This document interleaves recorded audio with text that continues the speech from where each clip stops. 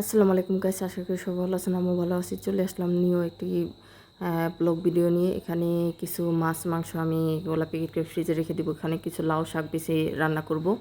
তো কড়াই বসে দিলাম, কড়াই বসে দেওয়ার পরে তেল দিয়ে দিলাম। তেল গরম হওয়ার পরে মাছটা দিয়ে দিব। আজকে মাছ দিয়ে লাউ শাক আলু দিয়ে রান্না করব, বাঙালিভাবে একদম ঘরোয়াভাবে রান্না করবে। তো মাছটা আমি দিয়ে দিলাম, এক এক করে দিয়ে ভালো করে ভেজে নিব।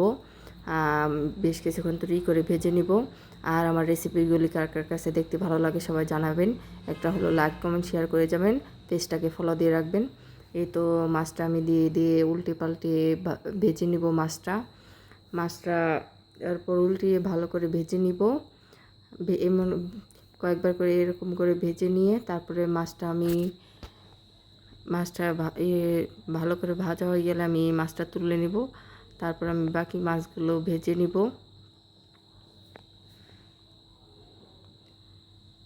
মাছটা আমি এখন তুলে নিব। তুলে নেওয়ার পরে পেঁয়াজ মরিচ কুচিটা দিয়ে দিব।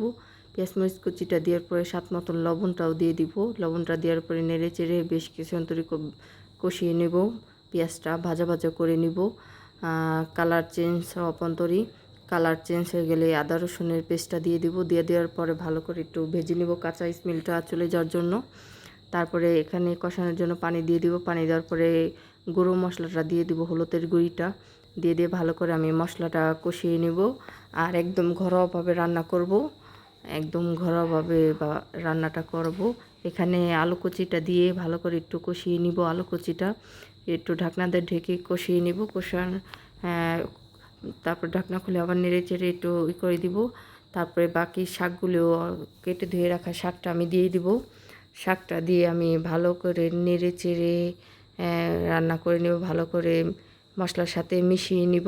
শাকটা ভালো করে মিশিয়ে নেওয়ার পরে আমি ঢাকনা দিয়ে ঢেকে দিব সিদ্ধ হওয়ার জন্য। ঢাকনা খুলে আবার একটু নেড়ে চেড়ে মিশিয়ে নেব। ভালো করে নেড়ে চেড়ে কষিয়ে নেব।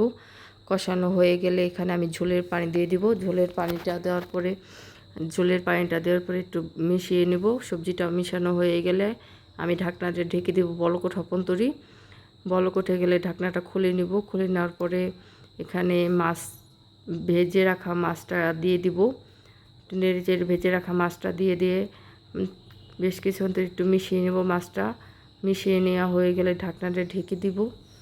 ঢাকনাটা ঢেকে বেশ কিছুক্ষণ ধরে রান্না করার পরে আমি ঢাকনা তুলে নিব। তুলে নেওয়ার পরে এখানে রান্নাটাই করব। ঝোলটা আমি গাও মাখা রাখবো।